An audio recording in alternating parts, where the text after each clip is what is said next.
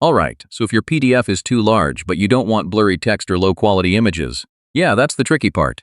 But with Smallpdf, you can reduce file size while keeping quality almost the same. So in 2026, let's go step by step and compress your PDF the smart way. First, open your browser and go to the Smallpdf website. You'll see multiple tools for managing PDFs. Now click on Compress PDF. This tool reduces file size without destroying your content.